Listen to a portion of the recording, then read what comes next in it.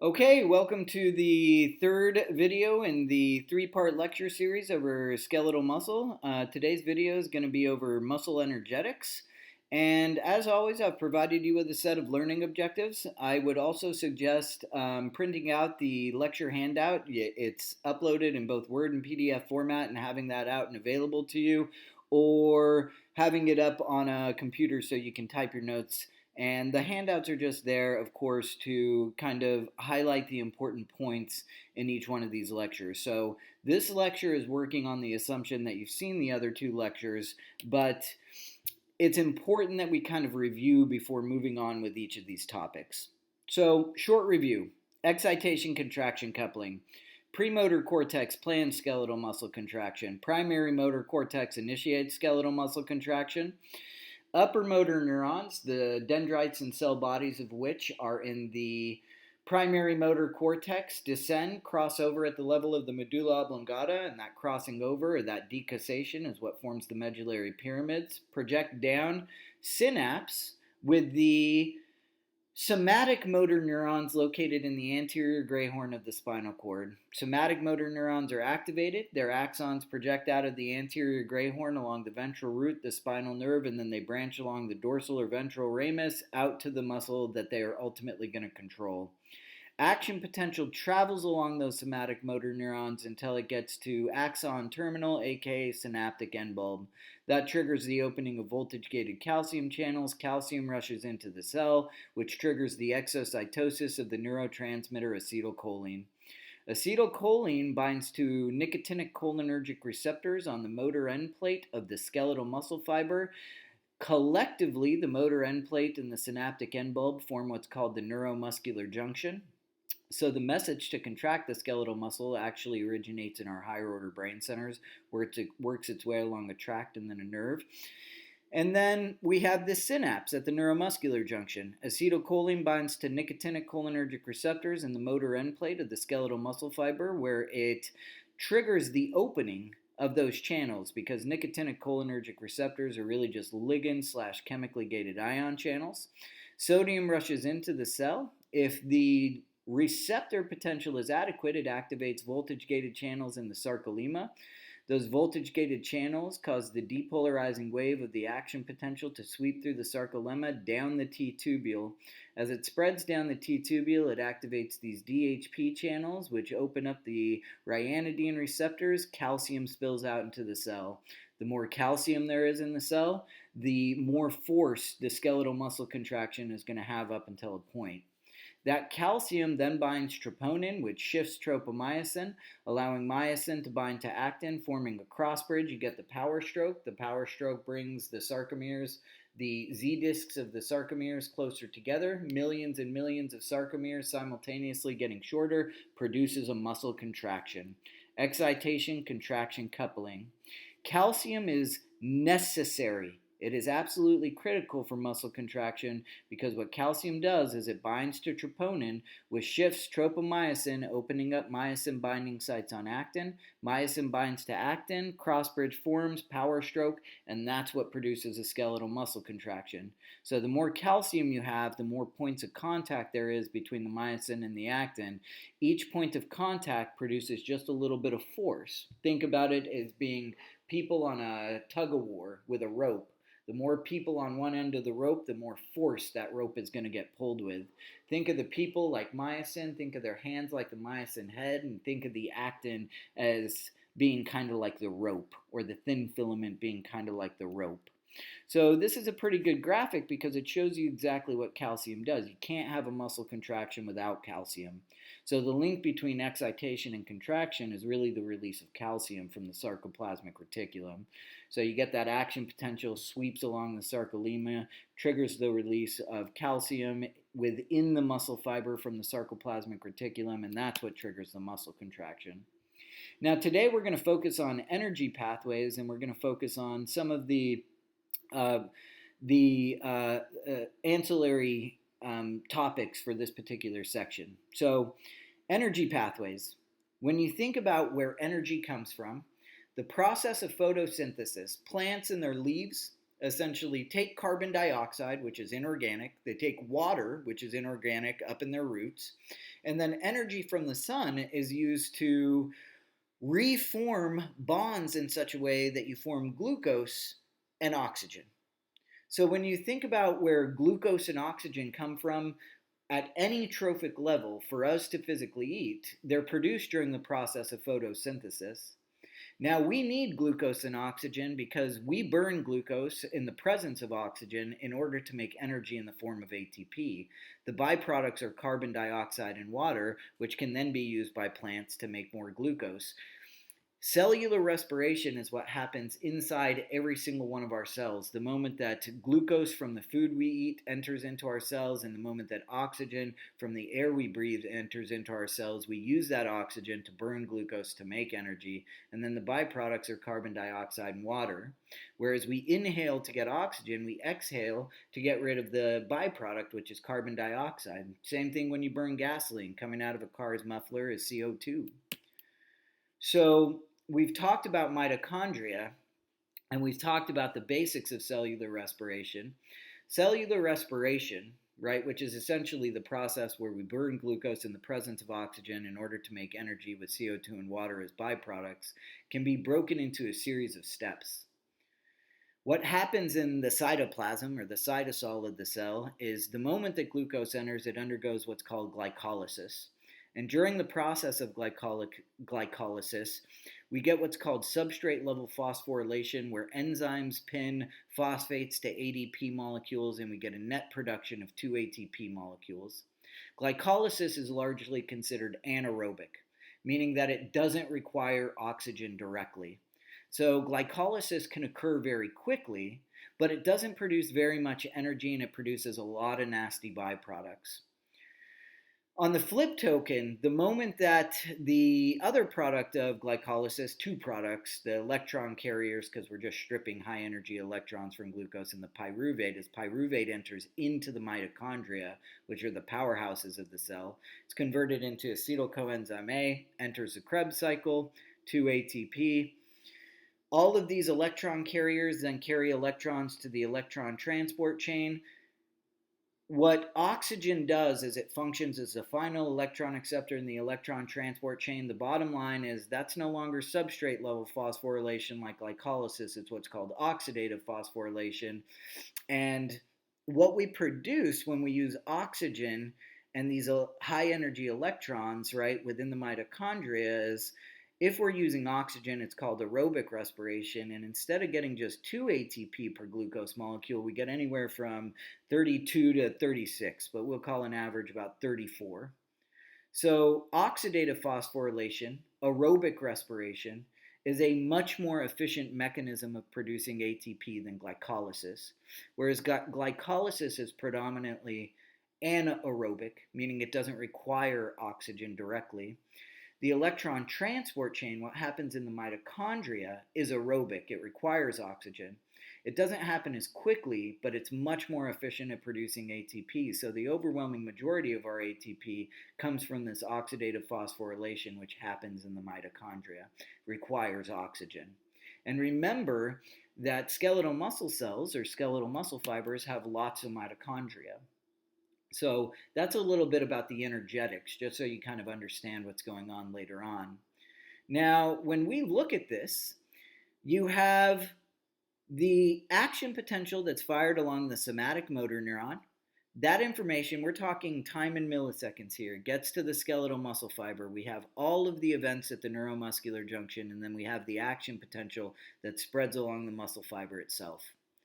After the muscle fiber fires an action potential, the excitation, that triggers the release of calcium, which binds to troponin, shifting tropomyosin, allowing myosin to bind to actin, the power stroke to occur, the sarcomeres get shorter, and that's called contraction. Whenever you're looking at graphs, make sure you understand what you're reading. Here we're looking at a change in electrical potential, that should really say negative 80, and here we're looking at a change in tension. So here we're looking at the charge differential, the membrane potential of the cell. Here we're looking at the amount of tension, right, the force produced when that skeletal muscle fiber contracts. So these are measuring different things. You have your contraction and relaxation phase. So remember, you get excitation, which is very quick, 2 milliseconds, right? And then subsequent to excitation, you get contraction. So if I was to ask you to order these events, you have the action potential in the somatic motor neuron, the action potential in the skeletal muscle fiber, followed by the contraction of the skeletal muscle fiber in accordance with excitation contraction coupling. Now, you need ATP in a skeletal muscle fiber for 3 primary reasons. Myosin heads function as ATPases, meaning they break down ATP. We need ATP to cause myosin to detach from actin for a muscle to relax, and we need ATP, the breakdown of ATP, to cock the myosin head, right? And you need that potential energy because that's converted into kinetic energy, or the energy used to do work, mechanical energy, when the myosin binds to actin and the power stroke occurs. So we need ATP for that. We need ATP to clear the cell of calcium with those calcium pumps located in the sarcoplasmic reticulum during relaxation. And we need ATP, of course, to fuel the activity of the sodium-potassium ATPase, aka the sodium-potassium pump, because if all those ions are flowing, especially sodium and potassium, when the action potential spreads along the skeletal muscle fiber membrane, we need to bring that ionic disequilibrium back, and we need to maintain that electrochemical gradient because that's what allows for muscles to contract in the first place. Can't fire an action potential without the electrochemical gradient. So how do we get all that energy? Well, mitochondria, through the process of glycolysis, produce ATP, but not much, right? And that's an anaerobic respiration pathway. And then through the electron transport chain, the activity in the mitochondria, they produce much more. Whereas glucose is like a gold bar, ATP is like dollar bills. So a gold bar is stable, right? It's worth a lot, but you have to convert it in order to use it. ATP, like dollar bills, it gets used really quick. But the thing about ATP is it's not very stable. So skeletal muscle fibers need an ample amount of ATP to fuel their activity, but you don't want to waste ATP if you're not using it. And if you're not using ATP, your muscle ATP will just spontaneously degrade because those bonds are really unstable. So we need a way to store ATP. So you have ATP for metabolism that happens in the mitochondria, and while you're at rest, we take that third phosphate and we pin it to creatine to create phosphocreatine and ADP. Phosphocreatine is a much more stable molecule, right? So you have that high energy phosphate just waiting. While we're at rest, our skeletal muscles build up phosphocreatine. When we start to exercise or we have working muscles, phosphocreatine then gives that high energy phosphate back to the ADP in the presence of an enzyme called creatine kinase, which essentially moves phosphate groups around. And what we get is creatine and ATP, and that ATP can then be used. So we build up phosphocreatine at rest, and then we use phosphocreatine to make ATP when we're working, when our skeletal muscles actually need energy.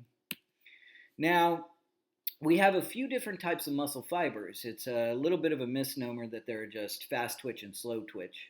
Now, in general, we think of type 1 being slow twitch and type 2A and type 2B as being fast twitch muscle fibers.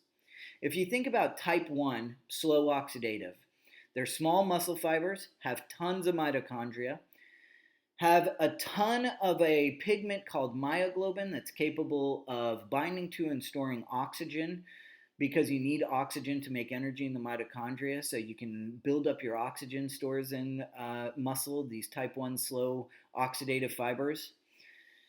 Now, the glycogen content is low. The main source of ATP is oxidative phosphorylation, what happens in the mitochondria. And remember, for every glucose molecule, oxidative phosphorylation produces like 34 ATP. So it's much more efficient, right? Because you can produce so much ATP in these cells are slow to fatigue. They have a high fatigue tolerance. So they are really, really, really slow to fatigue. But in exchange for that slowness to fatigue, right? Their contractile speed is slow. So they're small muscle fibers and they have slow contractile speed. And as a consequence of that, we use these in muscles that don't need short bursts of powerful contractions but are needed all day, every day. So, like our walking muscles, our standing muscles, our postural muscles in our back, right? All slow oxidative, or what we consider slow twitch muscle fibers. Then you have type 2A, which is fast oxidative glycolytic, meaning it uses both the oxidative phosphorylation or the pathways in the mitochondria. It also gets a little bit of its ATP from glycolysis. The size is intermediate, mitochondria many. Myoglobin content is relatively high, gets most of its energy from oxidative phosphorylation, but the ATPase activity and the contractile speed is fast. And the major muscles in the legs, right, represent a good example of type 2 fast oxidative glycolytic. Fast glycolytic, these are gigantic muscle fibers. They have very few mitochondria. Their myoglobin is really low. So in slow oxidative, you have high myoglobin, and that's what produces these red fibers that you associate with like dark meat with chicken that you find in like the leg, as opposed to the fast glycolytic, which has these really, really low myoglobin content because most of the energy that it gets is being produced through glycolysis. So it's being produced through anaerobic pathways. So it doesn't need a lot of myoglobin because it's not using a lot of oxygen. It has a lot of glycogen because it needs those energy reserves readily available. Remember, glycolysis works quickly, but it's not very efficient. So it needs a ton of glucose because every glucose only produces 2 ATPs with all of these nasty byproducts. We have anaerobic glycolysis as the ATP source. Remember, it works quickly, but it doesn't work for long, produces a bunch of nasty byproducts. So you get these really fast contractile speeds, but the rate of fatigue is really, really fast. Type 2B, fast glycolytic, and I'm really going to, on the exam, distinguish between slow oxidative and fast glycolytic. Fast glycolytic muscle fibers are needed for short bursts of powerful contractions. So when you think about like chicken, the white meat in chicken that you find in the breast because they have to flap their wings and those are really powerful contractions, that's where you see this type of muscle. Now, if you were to look at fast glycolytic and slow oxidative fibers under a microscope, slow oxidative fibers are relatively small. They appear red, right? They take on this dark coloration because they have high concentrations of myoglobin. And if you look at them, they're not nearly as wide as our other type of muscle fiber, which we think of as fast twitch muscle fiber, which are the fast glycolytic. Fast glycolytic have way bigger diameters. I mean, look at that. Look at how much bigger that muscle fiber is. And the reason that they don't appear like dark pink or dark red is because they don't have a lot of myoglobin in them. So they're not using oxygen. They're carrying out glycolysis. Glycolysis happens quickly, but it's not very efficient, doesn't produce a lot of ATP, and these muscles fatigue quickly. So whereas slow oxidative or slow twitch muscle fibers can keep going forever because the oxidative phosphorylation is so efficient, fast glycolytic muscle fibers fatigue really, really readily.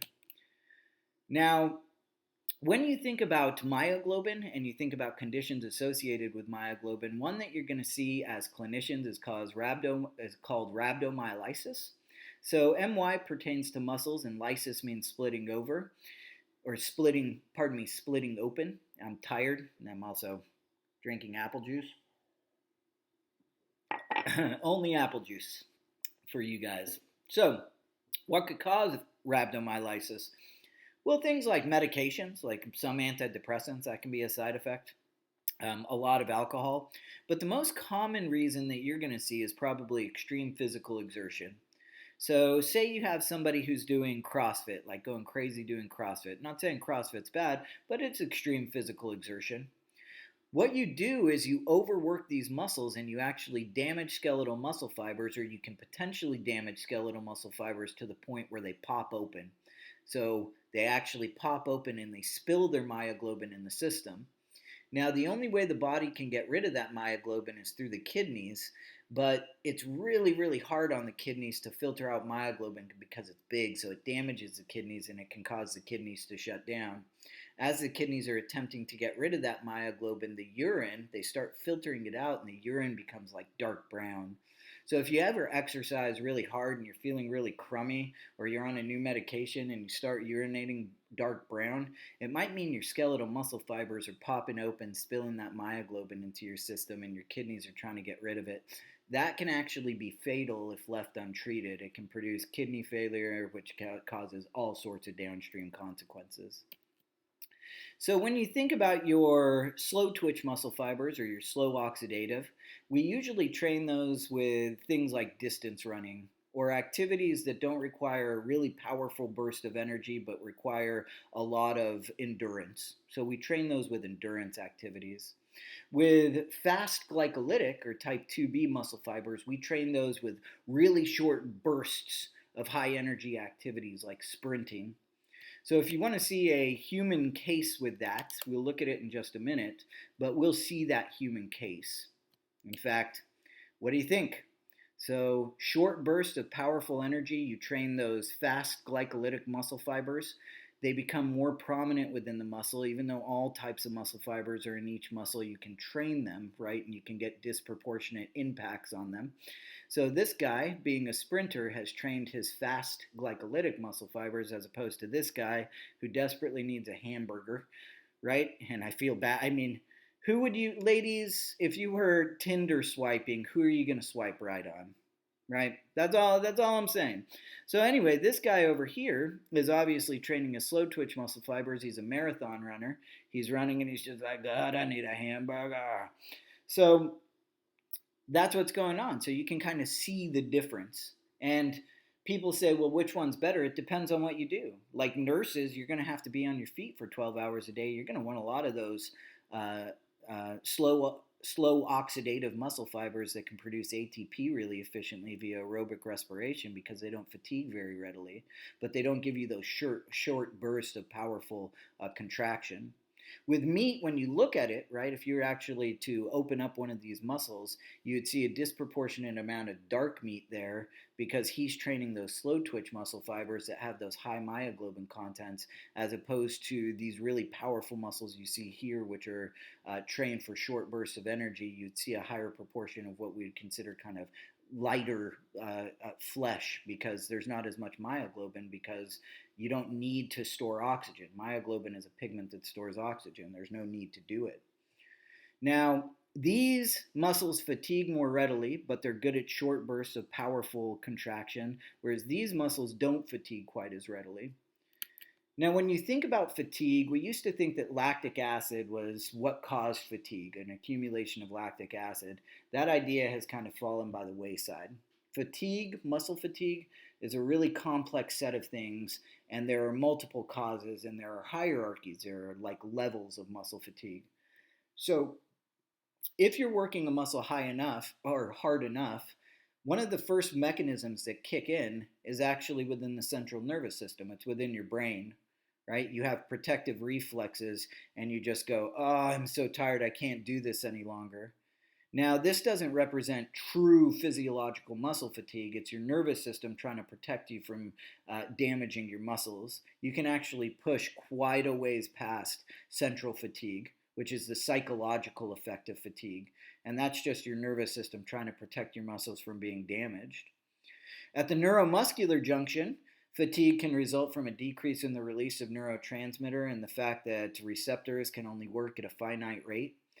In the actual muscle fiber itself, you can get a decreased release in calcium. You can get a slowed troponin interaction with the calcium. So you can have mechanisms that influence the actual contractile mechanism. You have depletion in the muscle, where things like phosphocreatine and ATP and glycogen become depleted. And then you have the accumulation of things like acids. And all of that together constitutes fatigue. It's not until you get into the muscle that you start hitting true physiological fatigue where the muscle will actually fail. So one of the things they do in the military is they train you way past the point of psychological fatigue. Now, I want you to distinguish, here we are not measuring electrical potential. This is not a change in membrane potential. Here we are measuring tension. So we use something called a force transducer. We attach, let's say, a muscle fiber or a little skeletal muscle like the gastrocnemius muscle of a frog, and we latch it in, and we actually measure the tension that's produced when the muscle contracts. This device here is called a force transducer. We are measuring tension, right? We are measuring a unit of force. It is not an electrical measurement. We are measuring a mechanical unit of force that we call tension. So when skeletal muscles contract, they produce tension. And I want you to kind of understand the difference between the summation of graded potentials and the summation of tension in a skeletal muscle fiber. So here we have a membrane potential of negative 85 millivolts. If you stimulate the muscle fiber once and it fires one action potential, you're going to get what's called a muscle twitch. So calcium is going to get released. It's going to bind to troponin. Troponin is going to shift tropomyosin, which allows myosin to bind to actin, forming a cross bridge, power stroke. Z discs move closer together in the sarcomere. Sarcomere gets thicker and shorter. Many millions of sarcomeres getting thicker and shorter produces a muscle contraction, and your muscle will twitch, right? So you'll get the contraction phase, and then you'll get the relaxation phase. And if there are no more action potentials, you'll just get one muscle twitch, right? So look at the action potential and then the force generated. It always goes excitation, contraction. Here we're measuring tension. We're not measuring electrical activity. Here we're measuring electrical activity. So action potential, excitation, contraction, tension, excitation, contraction, tension. If multiple action potentials arrive at the neuromuscular junction back to back, the skeletal muscle fiber will fire two action potentials back to back. It's called frequency of stimulation. So when you stimulate the muscle fiber more, the action potentials get closer together in the muscle fiber. This produces a situation in which you get what's called summation. If one action potential, right, is done and then another arrives, you're going to release calcium while calcium is still elevated in the cell, and the contractile force of one twitch, right, the next twitch is going to sum with that one because you're going to activate even more cross bridges. You're going to have calcium bind to more troponin, more points of contact. So the more calcium is in the cell, the harder the cell, the more force the cell is going to contract with. And that's where you see summation, right?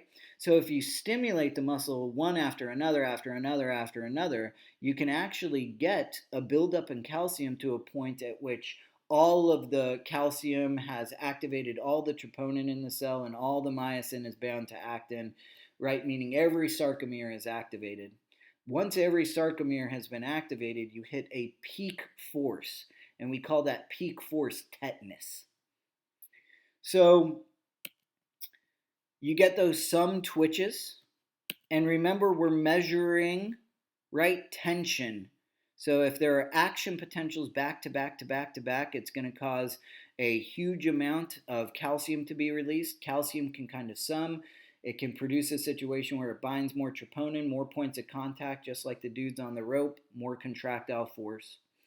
Now, unfused tetanus means the muscle has a little relaxation between each of the action potentials. Fused tetanus means the action potentials are coming so quickly that there's not any time for the muscle to relax. And that's when you get a muscle that looks kind of like that, right? So remember, we're measuring tension here, and we're looking at some of the dynamics of contraction.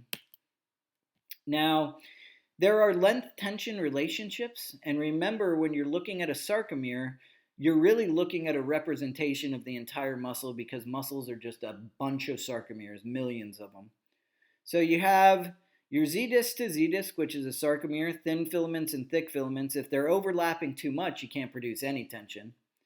If they're overlapping a little, you can produce a good amount of tension, but there is an ideal overlap between the thin and the thick filament that can produce maximal tension because the maximum number of myosin heads can grasp the maximum number of myosin binding sites on actin to produce a contraction, right?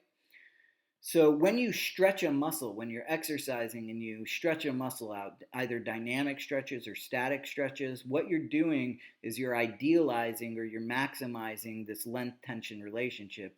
You're you're maximizing the benefit of the overlap between the thin and the thick filament. That's what stretching a muscle out does. You can overstretch it, but if you stretch properly, you'll maximize that overlap and you'll get peak force production. Again, if it's too stretched, right, you get that drop, and those are the length tension relationships. It's that important to the contraction of a muscle. Now, when you think about tetanus, right, Clostridium tetani is a little bacteria that exists in different areas, and you find it like at the end of rusty nails and things like that. And if you go to different parts of the world, I mean, most people get a tetanus vaccine and they're protected from it, and you need a booster like every 10 years. But if you go to different parts of the world, like Bangladesh, and you're, in this the construction site, and you have kids walking around with their shoes off, or even adults, whatever, could step on a nail, not have a tetanus vaccine, and this bacteria can get into their body. The problem with this bacteria is it produces a toxin that has a very slow onset of progression, but it produces tetanus in your muscles. So your jaw locks, your neck gets stiff, you have trouble swallowing, and then you start to spasm. So it can be fatal. You don't want that tetanus toxin. Now, that's kind of the telltale characteristic of somebody who's been exposed to tetanus who hasn't been vaccinated. And a lot of times it can be fatal. I mean, there are ways to treat it. There is. I'm not going to say it's always fatal, but it's not anything you would ever want to expose somebody to.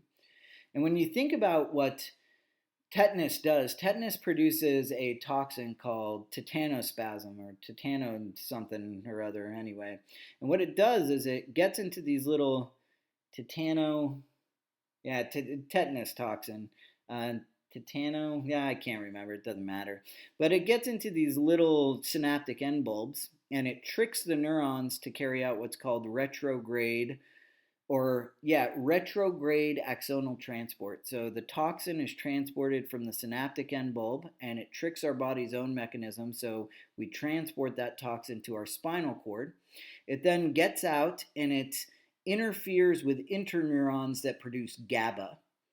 So it essentially stops the production of GABA. If you can't inhibit these neurons, they activate constantly.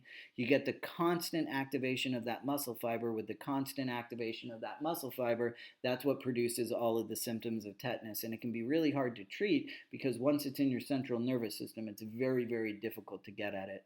Tetanospasm? Anyway, whatever. So that's that.